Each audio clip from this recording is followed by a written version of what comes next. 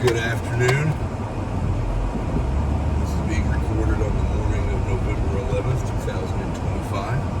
The temperature is 27 degrees, and we are heading to Nashville, Illinois.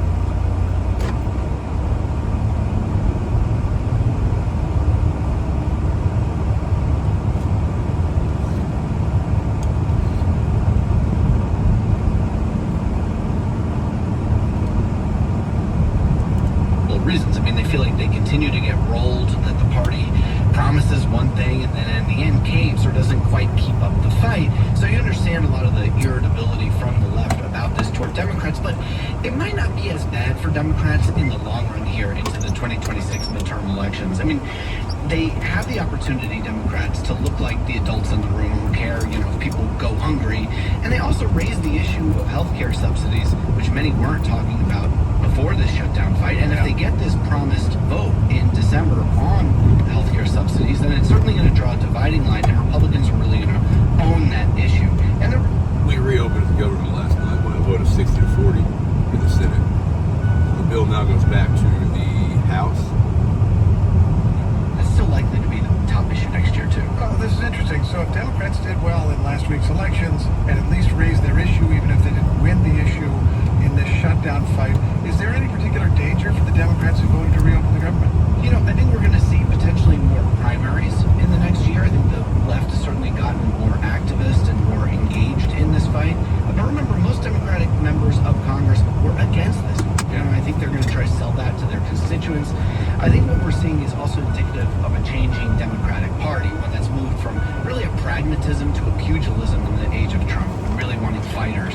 It was a party that was far more willing to compromise than it is now. Polling showing that. There was an NBC poll, for example, in 2017 that found that 6 in 10 Democrats were more likely to favor compromising with Trump during his second term here. That's the light is on the right two-thirds side. of Democrats earlier this year in that same poll said they thought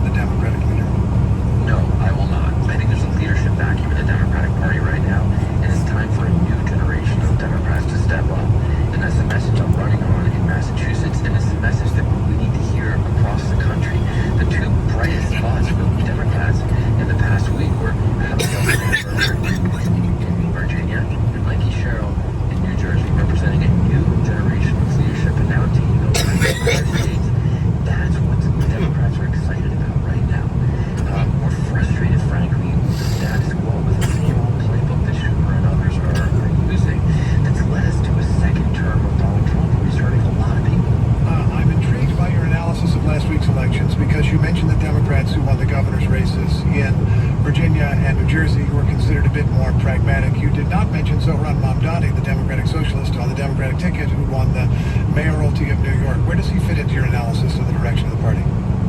He's also young. He also represents a new generation of leaders. I mean, that's the point. The people who are winning right now are a new generation who is stepping to make a difference for this country. And that's what we need right now. The status quo has not worked.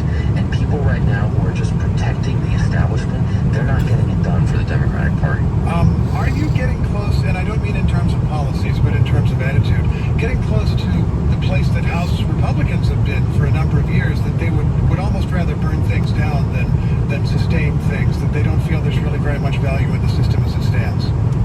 Listen, the point is that Donald Trump is trying to tear apart this country. He's trying to burn things down. So this is not a time to give in to him. This is a time to stand up to Donald Trump. And we have very few moments where we can actually do this. But the two biggest moments in the last year, the shutdown in March and the shutdown right here, in both cases, Senator Schumer has given in. Any chance you might still get what you want here, by which I mean this is past the Senate, it goes to the House. Democrats seem united against it or nearly united against it, and maybe Republicans will not muster the votes to pass it. Well, we don't know. It'll be a close vote in the House. The Democratic House Caucus is quite united against this deal. And there are a lot of Democrats across the country who do not agree with these Senate Republicans who gave in and do not understand why Senator Schumer, who's supposed to lead Senate Senate Democrats, allowed them to do that. Democratic Congressman Seth Moulton of Massachusetts, it's a pleasure talking with you. Thank you so much. Always good to talk to you, Steve. And we'll note that, as always, we invite multiple Republicans as well as Democrats in the program to discuss the shutdown. We'll keep reaching out to them. The Americas was the only region in the world that eliminated endemic measles until Monday. Canada has now had local transmission of the highly infectious virus for 12 straight months. Experts worry the U.S. could soon follow. NPR's Gabriela Emanuel reports. In the past year, the United States neighbor to the north has seen more than 5,000 measles cases. And it's not just Canada. In the Americas overall, there's been a 30-fold increase in cases compared to last year, with the vast majority happening in Canada, Mexico, and the U.S. It's incredibly disappointing and sad because measles is an entirely preventable disease. Nina Schwalbe is with Georgetown University's Center for Global Health Policy and Politics. Measles can be life-threatening, but it can be avoided with 2 doses of a vaccine. The target is 95% of people immunized, but rates have dropped to 79% in the Americas. It speaks to a lack of confidence in vaccines, which is hitting everywhere in the world. She says this is driven by misinformation about vaccines, including from high-level politicians like President Trump and Health and Human Services Secretary Robert F. Kennedy Jr. The U.S. has seen big measles outbreaks since January of this year. The U.S. is not far behind Canada. It's likely, certainly in the first quarter of next year, we'll lose our status. But Daniel Salas of the Pan American Health Organization says he's optimistic the region can regain its measles-free status. A handful of years ago, he says Venezuela and Brazil lost their status, but were able to get it back later. In the case of Venezuela, for example, they had, for almost 3 years, a very, very aggressive, active surge of cases throughout all the country. And Brazil, he says, zeroed in on communities with low vaccination rates and came up with targeted strategies. Identifying influencers, positive influencers that can... Coming up is Dubois, or Dubois, Illinois. Population is 250. There's no stores. There is a post office. There is a couple bars.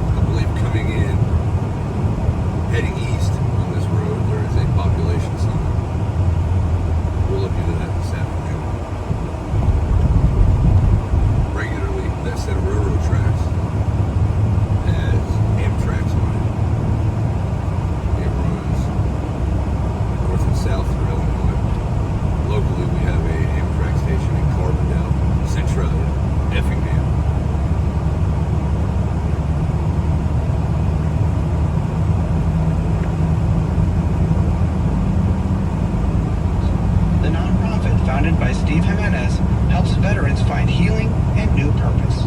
Getting out of the Marine Corps, I felt like I came home very incomplete. But when he opened a beehive for the first time, everything changed. I felt like the weight of the world come off because I was focused on just one thing, which was these incredible little bees. Since 2018, his group has helped thousands of veterans get into beekeeping as a way to connect with one another, cope with anxiety and post-traumatic stress, and learn new skills. Some vets become hobbyists, while others manage hives at businesses and other locations. At the Texas solar farms, they tend hives near rows of solar panels. The bees pollinate wildflowers and other plants that grow under and around the panels, and produce honey that the beekeepers harvest. So the veterans are helping transform these solar farms into thriving landscapes and finding meaning and purpose beyond the battlefield. Climate Connections is produced by the Yale Center for Environmental Communication. To learn more about climate change, visit climateconnections.org. Support for NPR comes from this station and from Fisher Investments.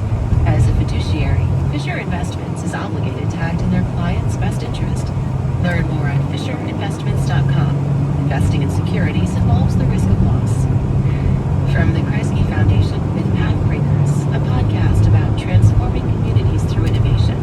From revolutionizing higher education to supporting artists who are driving change.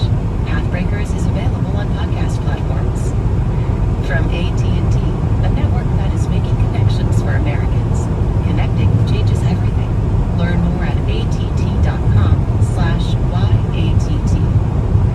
And from listeners like you, donate to this NPR station. It's Morning Edition from NPR News. I'm Steve Inskeep. And I'm Layla Falden. Today, on this Veterans Day, my colleague Will Lawrence has a new podcast out about an Iraq War veteran. It's a podcast years in the making. A decade ago, Will first met Dave Carlson over a payphone from prison where he landed after troubles adjusting to life after war. We have a call from community at Waukesha County Jail. Jail is the least therapeutic atmosphere you can probably ever imagine. Jail is you come in one way and you leave 3 times worse. When I got them both on the line recently, Dave Carlson was searching for a quiet place to talk. I'm in the Milwaukee County Courthouse. Just got out of court about 3 minutes ago. So I was looking for a spot to get a little bit of quiet. And you're in court as the attorney.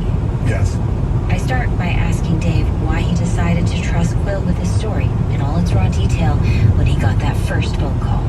I think that one of my biggest strengths is also one of my biggest weaknesses. And that's been something I've done my entire life is I tend to trust people until proven otherwise. And so I think that it was just par for the course with me.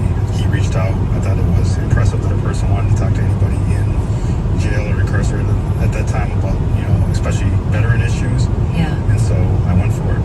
Quill, why don't you tell me about what you were looking for? What were you trying to find out when you began talking to Dave? Yeah, well, it had actually just been a different story I was doing that led me to talk to some veterans who were incarcerated.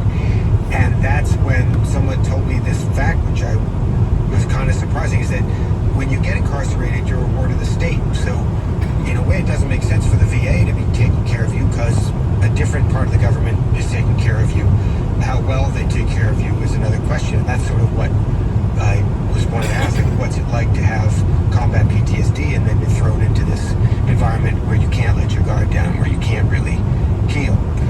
A lot of the story, Dave, is about your re-entry back home from war. And part of it involves your service in Iraq, the place Quill and I met as journalists, and a sergeant who mentored you, Alwyn Cash. Can you tell me about him? Yeah, so I don't want to overplay Sergeant First Class Cash and my interaction. I think that it's a special interaction for a private to be able to interact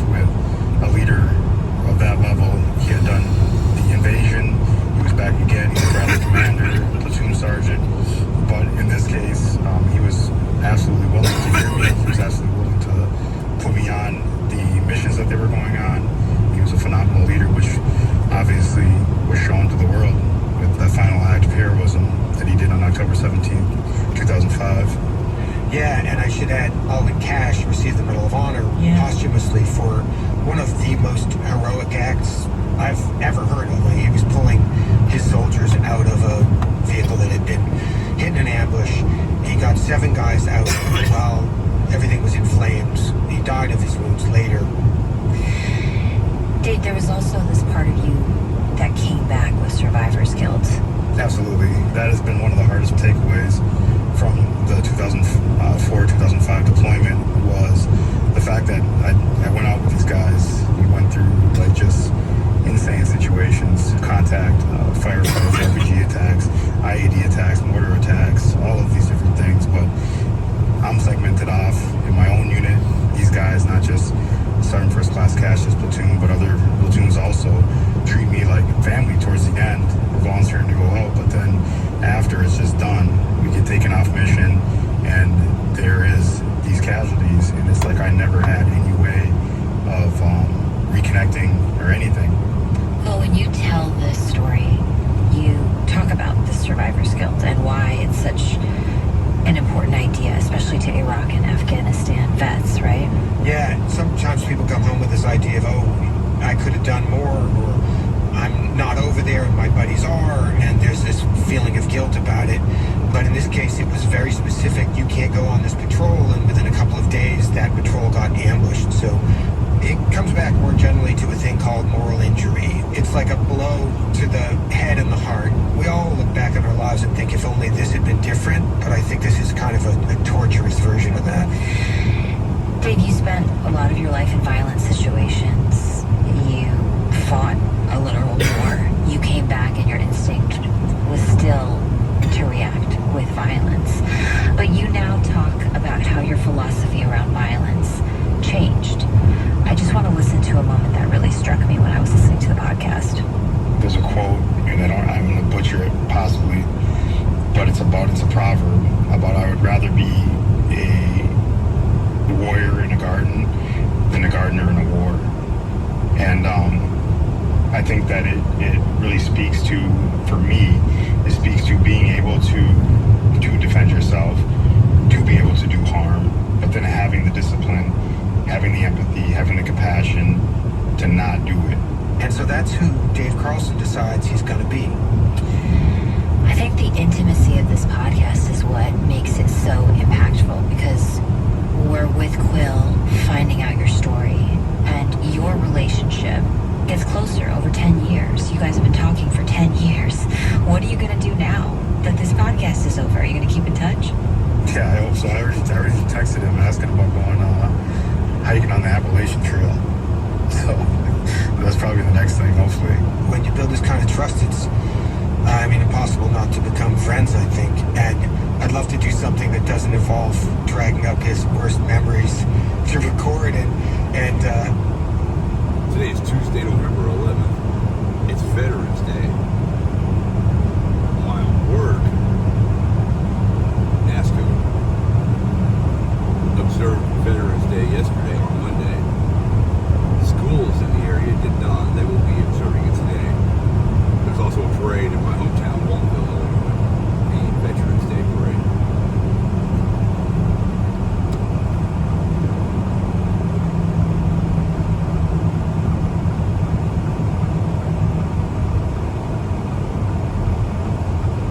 I always feel like I'm winning if I'm at this stop sign before 5:30.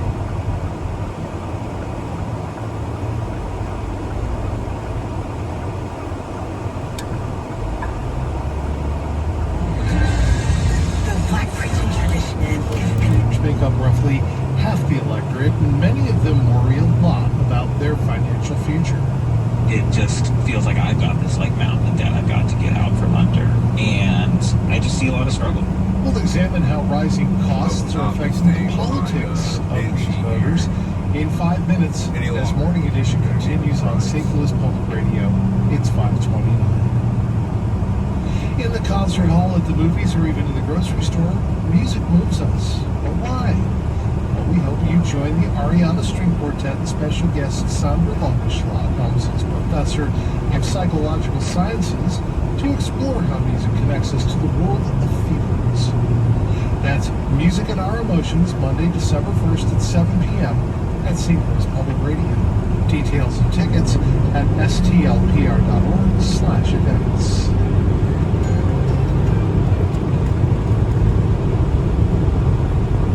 Live from NPR News in Washington, I'm Dave Mattingly.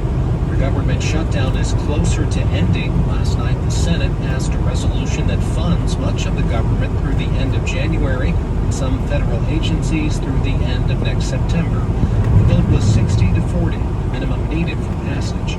7 Democrats and 1 independent voted with nearly all Republicans. Afterwards, Senate Majority Leader John Thune thanked Senate staffers who've been working during the shutdown. You all have families, rent to meet, bills to pay, car and mortgage payments. And I'm grateful for all you have done to keep the Senate running. Vote in the House is likely this week. Some airports across the U.S. have started donation drives to support federal workers who aren't getting paid during the government shutdown, now in its 42nd day. Chris Clements with Wyoming Public Radio has more. Shelly Biesel works at an airport near Gillette, the biggest city around for over 100 miles. She says the work their 12 TSA agents do helps keep the lights on in a hub that supports other aspects of rural life. At least one agent had to get a second job to support his family, she says. Plus, even if the shutdown ends later this week, TSA workers will still miss 2 more paychecks. For NPR News, I'm Chris Clements in Laramie. This is NPR News from Washington. Authorities in Pakistan say a suicide bomber was responsible for today's explosion outside the gates of a district court in Islamabad. At least 12 people were killed, more than 24 others were wounded in the blast. So far, no group has claimed responsibility, though the Pakistani Taliban have been making a resurgence in the country. Major League Baseball says it's working with gambling companies to enact new limits on ways that gamblers can bet on a single pitch during games. The announcement follows the indictments of 2 pitchers on the Cleveland Guardians who were accused of conspiring with gamblers. NPR's Becky Sullivan explains.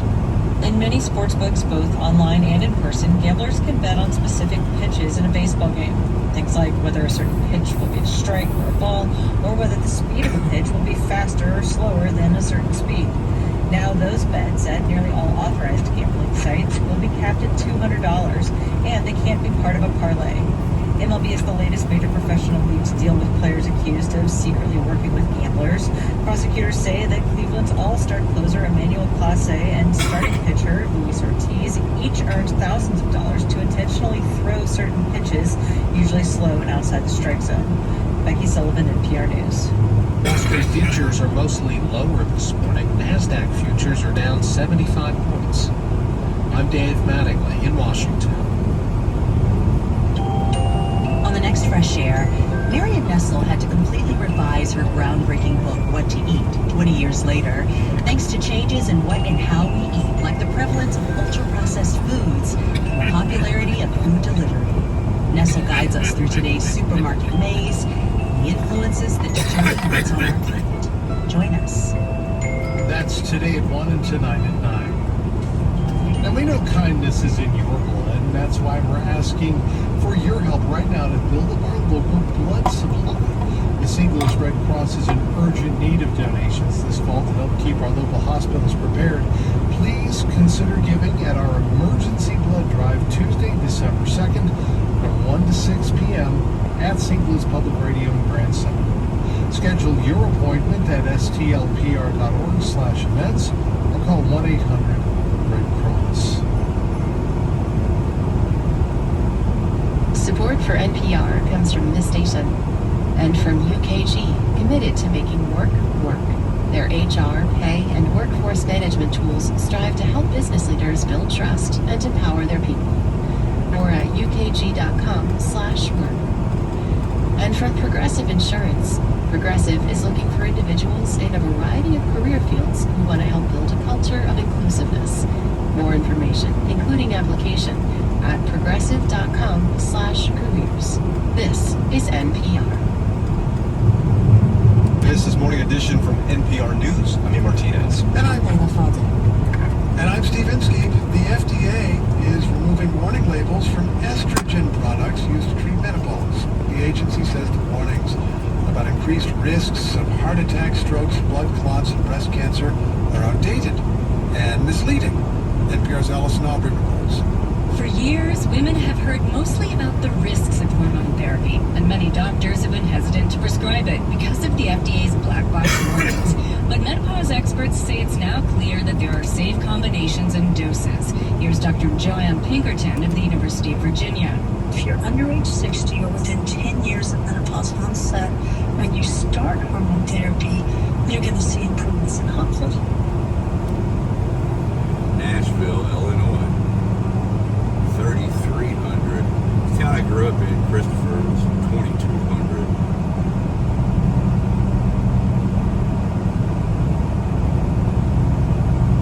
This does seem like an alright town. People that live here seem to disagree with me, but you got everything you need here, minus a Walmart. You can survive without that. You got a Dollar General, several gas stations, Kroger.